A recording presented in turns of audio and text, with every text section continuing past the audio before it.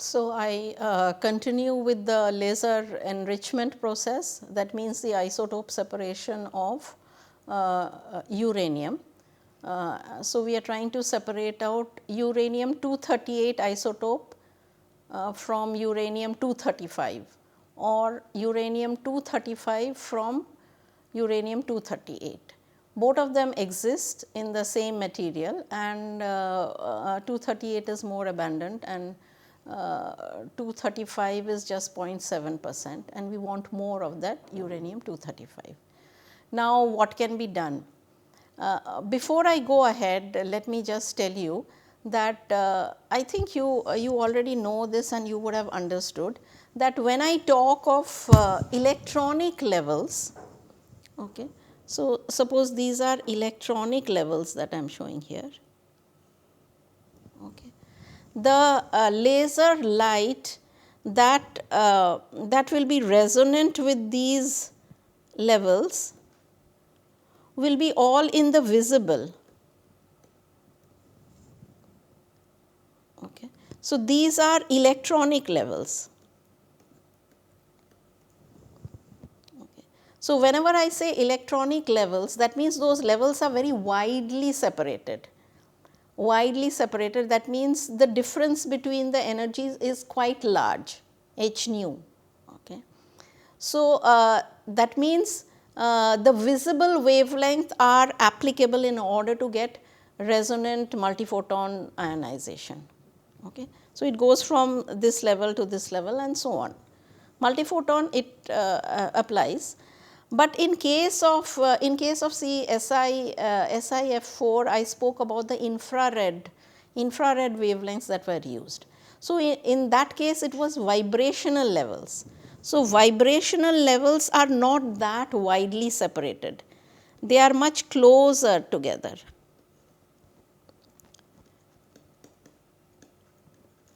So, these are vibrational levels which are, and so obviously the wavelength is large and the frequency is low.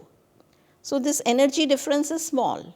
Since the energy difference is small, so in whenever we are talking about vibrational levels, we will be using tunable lasers in the infrared, while in case of electronic levels, where vibrational levels are there within each electronic level, but suppose we are using only the electronic levels which are widely separated out, then we will be mostly in the visible wavelength or ultraviolet. Ultraviolet, as you know, the frequency is very short and the wavelength is very long.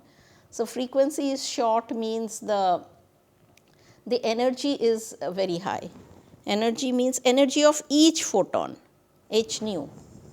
So, here when I talk of multiphoton process, I am talking of say individual photons, the energy of individual photons, not energy which I have spoken about before of say the output energy from a laser oscillator or a laser amplifier.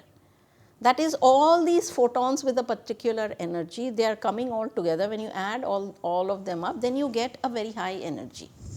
So, that is the output energy, and only the wavelength of that laser can give you an idea of the photon energy because of h nu. So, here when I talk of multiphoton, I am talking of individual photons which can possibly go from one state to the next, one state to the next. Of course, you need a high intensity, that means many photons, and it can happen only with laser light and not with any other light, because laser light has a higher energy, not in terms of energy of each photon, but a totality of the energy and totality of the intensity. Okay. So, this distinction just keep it in your mind as we are going through this process of multiphoton dissociation or laser enrichment or isotope separation. Okay. So, in case of uranium, there are two types of isotope separation process. One is called the atomic vapor laser isotope separation, which is here. Atomic vapor laser isotope separation of uranium, and the other one is the molecular laser isotope separation. That means when I start off in this process, these are two different processes, similar in concept, but here I start off with atomic vapor. That means the uranium is in the form of a metal, in vapor form, but then it's metallic. It's not, there is no compound. Okay. While in case of molecular laser isotope separation, the uranium is in the form of a molecule UF6, uranium hexafluoride. That's like a molecule. So while here it is just plain uranium, which is a metal. It is a silvery gray kind of a metal, and you make a vapor out of it and then go on with the multiphoton process. So when I talk of uranium as a metal, I start off with that. Then the levels that are involved are electronic levels. So I have the atom and a whole lot of electrons are there, and the energy states that this electron movement or the structure of the electrons around the nucleus, how it changes, depending on that you get all these levels. So they are all electronic structures. So since they are all electronic structures, I will be dealing with visible light mainly. Okay. So here I go with this. So I have this one level. This is a thermal, the lowest level is 0 electron volts.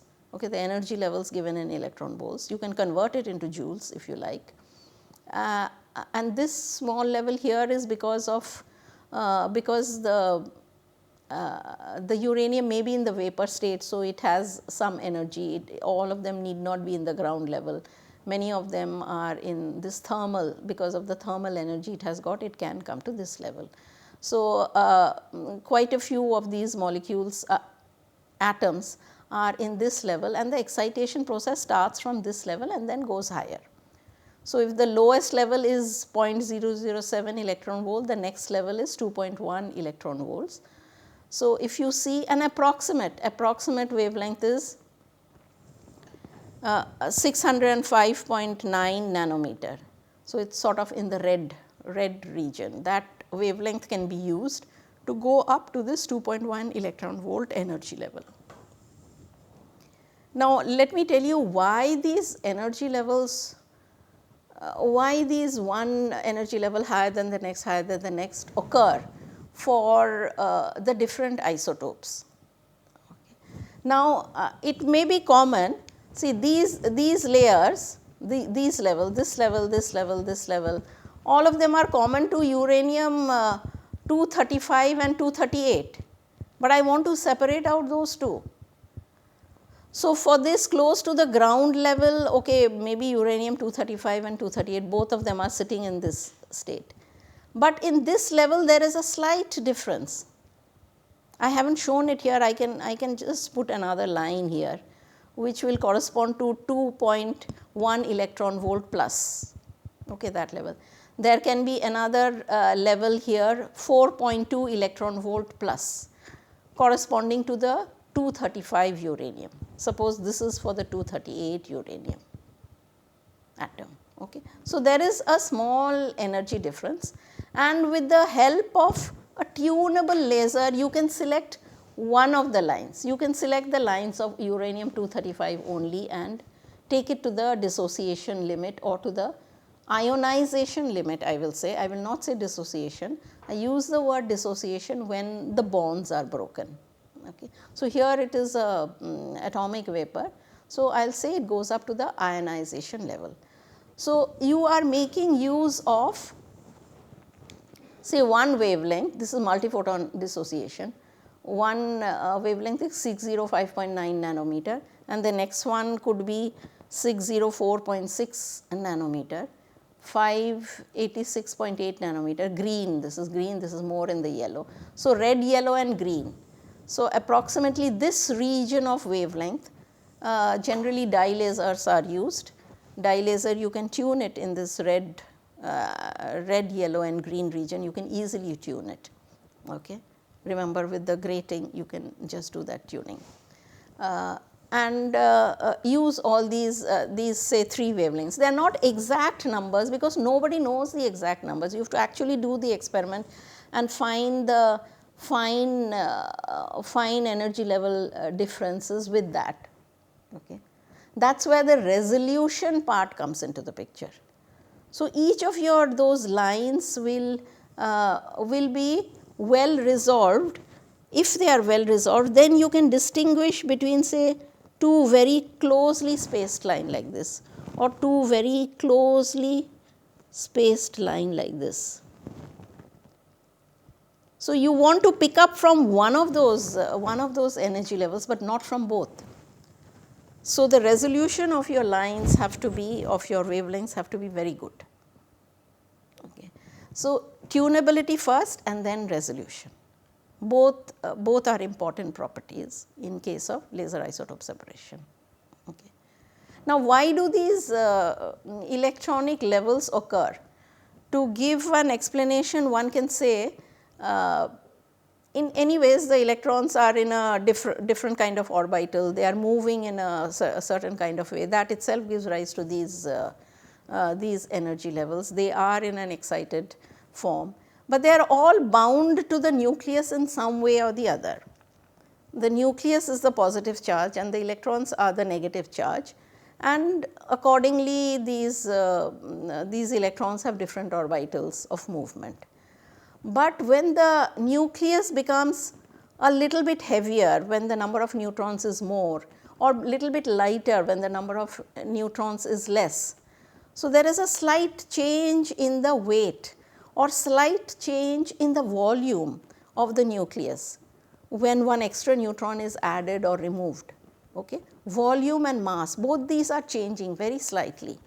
So, ordinarily nobody will bother about it, you will not know, and in ordinary interactions, chemical interaction or anything, you will just not know, because everything is happening with the electronic structure outside. But the electronic levels itself are influenced by this change in the nucleus. That is where you get those fine different levels for different isotopes in the atomic vapor, in the atomic way of enrichment. Okay.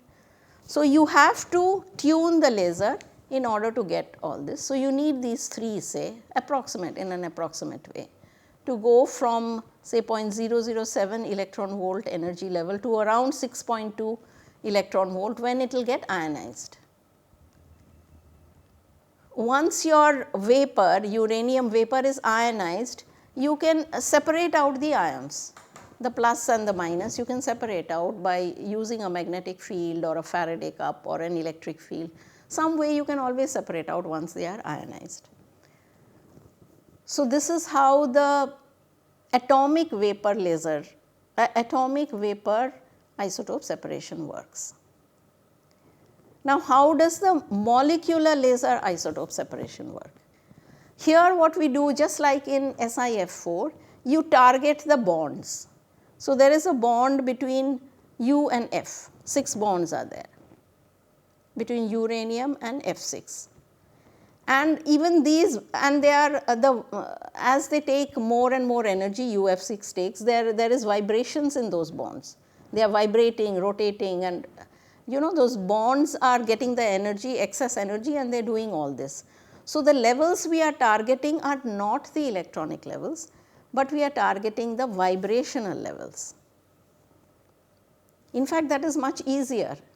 It is easy to target those vibrational levels and just break those bonds. Okay. So, in that case we will be using, say, here these are all the levels I show here are not electronic levels, they are all vibrational levels like this. Okay. So, here again 620 centimeter inverse, it is just the thermal population which is somewhere here. Okay. So, you have an infrared laser and you excite the molecules either from here or from here, and you go up to this level. Okay.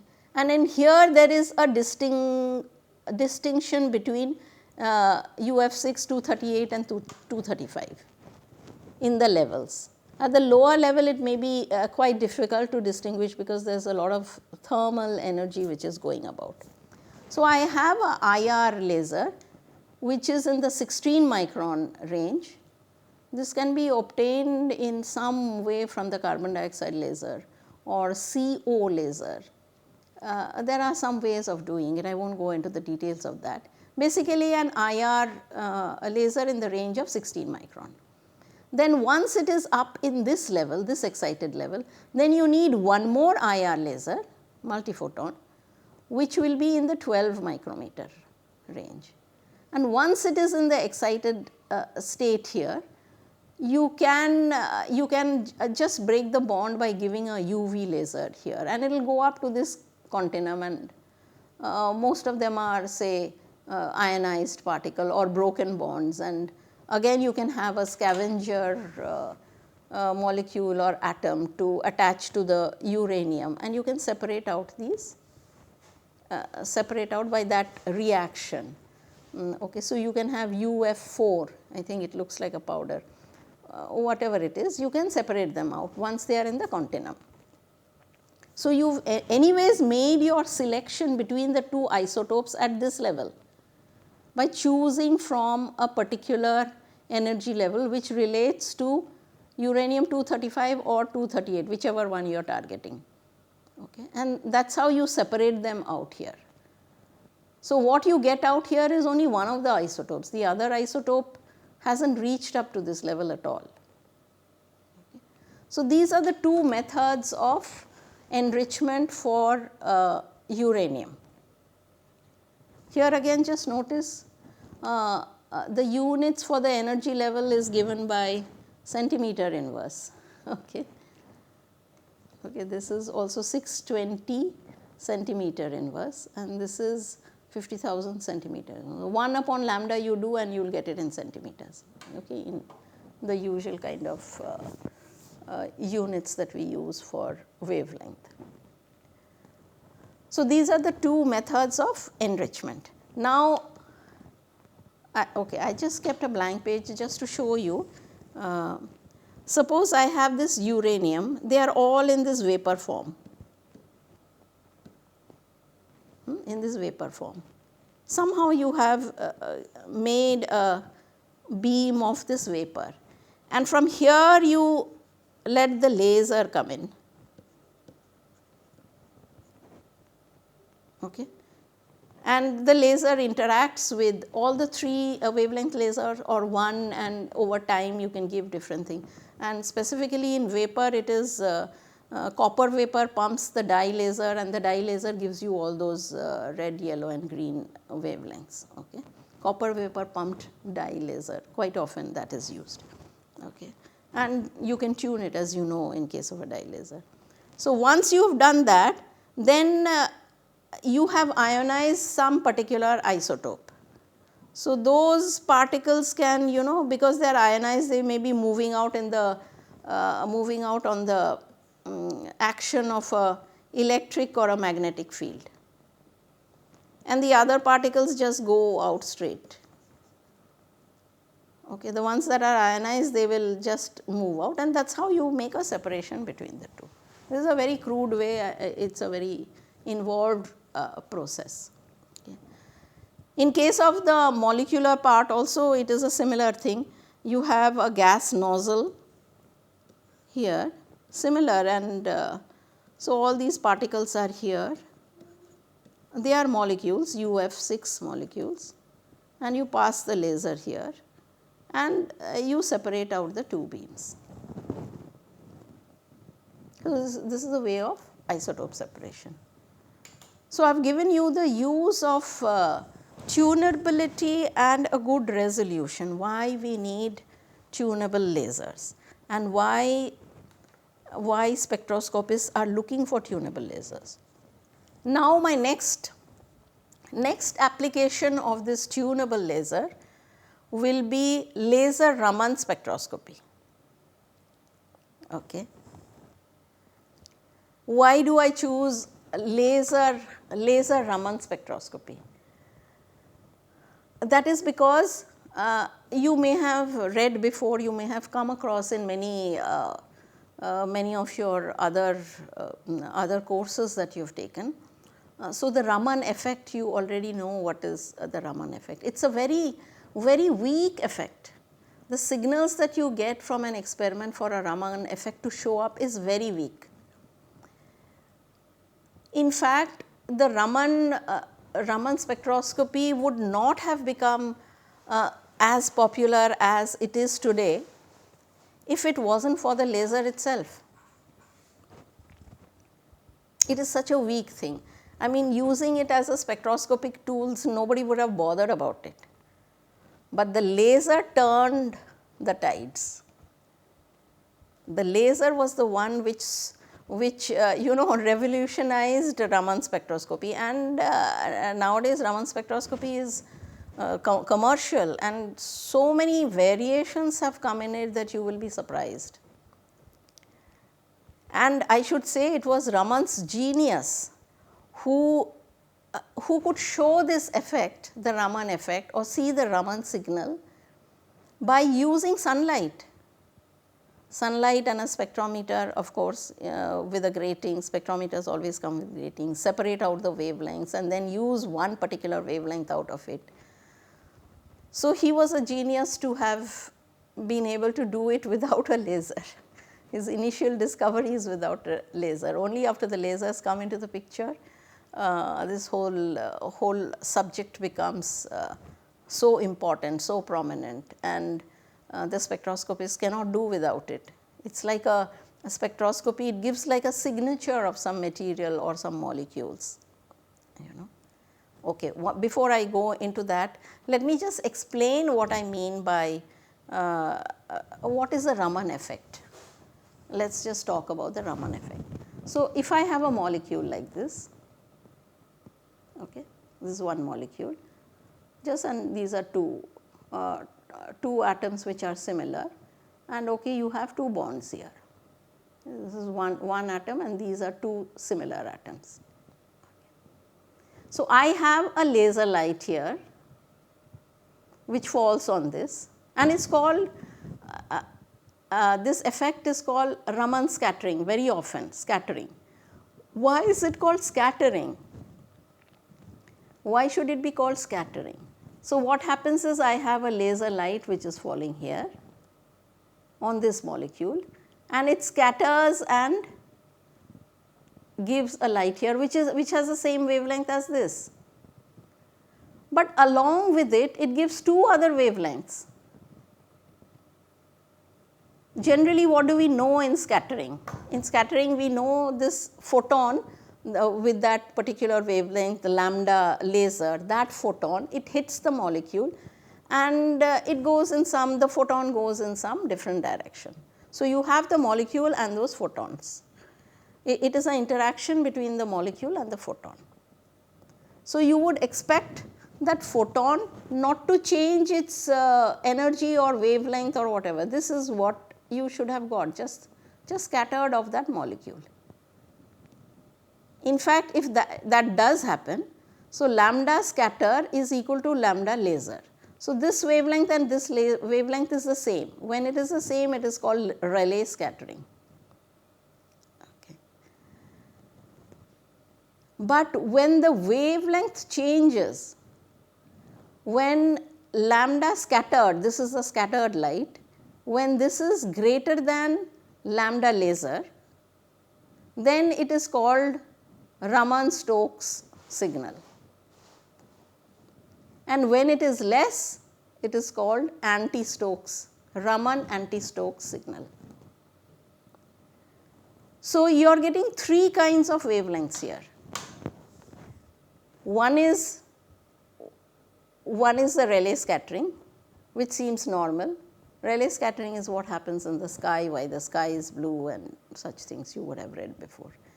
So, it is just the scattering of the photon, means it comes from one direction, it goes into some other direction, okay. So, it is scattered. But along with that, you have two more photons with a different frequency, with a different wavelength. That is what Raman could Raman could identify. And these wavelengths here, these wavelengths, this one and this one, is something specific to this molecule. So, if you are able to detect this signal and if you are able to detect this signal, you will know something about this molecule.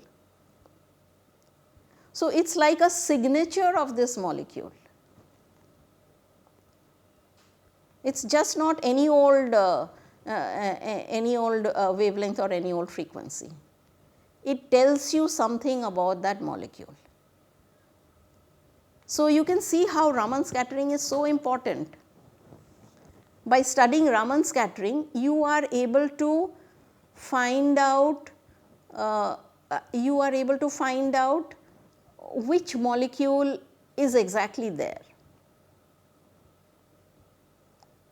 So, suppose you have a gas filled, some gas, you want to identify which gas is there. You can do a Raman scattering experiment and identify, and similarly minerals and all these things can be done with Raman scattering. So, it is like identifying a mineral, identifying a gas, identifying a particular molecule, because each of these different molecules gives its own signature.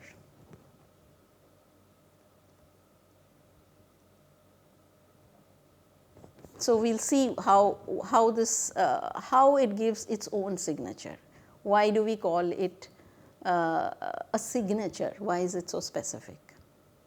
Okay. I will do that in the next lecture.